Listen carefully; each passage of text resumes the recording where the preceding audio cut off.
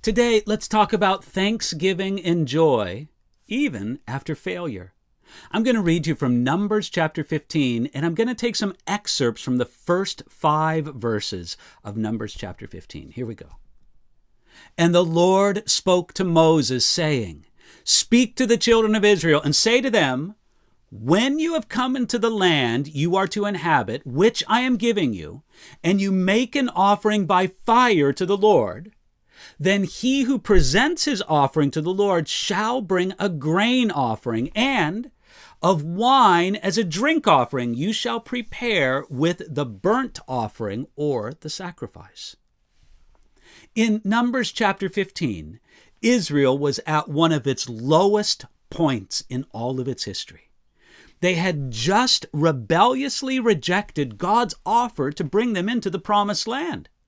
God then commanded them to wander in the wilderness for 38 years until the unbelieving generation had passed and a new generation of faith could take the promised land. Yet, immediately after this rebellion and the chastisement from the Lord found in Numbers 13 and 14, God gave Israel precious tokens of his help, of his mercy, and of his care. First, God helped Israel. This section reads just like the passages of law that God gave to Israel at Mount Sinai. Now, after their failure at Kadesh Barnea, God took them back to school. They needed to learn from him again. We also see that God was merciful to Israel. This section deals with sacrifice, and Israel needed the reminder about sacrifice to cover their sin so soon after their failure to trust God for the promised land. But this was about more than just sacrifice. It was also about what must accompany every sacrifice that we bring to God.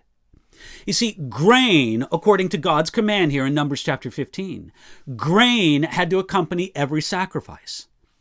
Grain sacrifices in the Old Testament speak of thanksgiving, thanking God for his bounty from the earth. Wine also had to accompany every sacrifice, and the drink offering of wine in the Old Testament spoke of joy.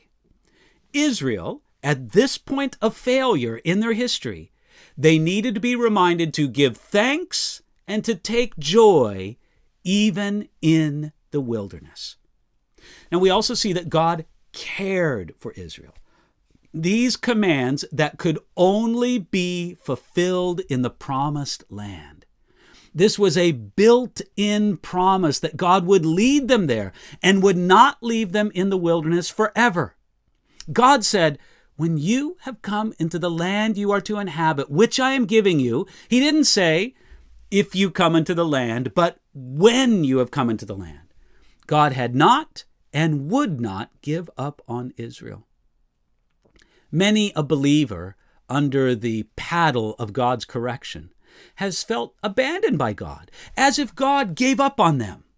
This is never the case. God is with us, and he shows us his help, his mercy, and his care to us even in our wilderness. Today, let whatever sacrifices you make to God be accompanied with grain, that is a heart of thanksgiving, and with wine, that is a heart of joy. Your thanksgiving and joy can be in him, not in the circumstances around you. It's only when we can go through our difficult seasons with hearts of thanksgiving and joy that we can see our way through the wilderness. Thank him and be joyful before him today.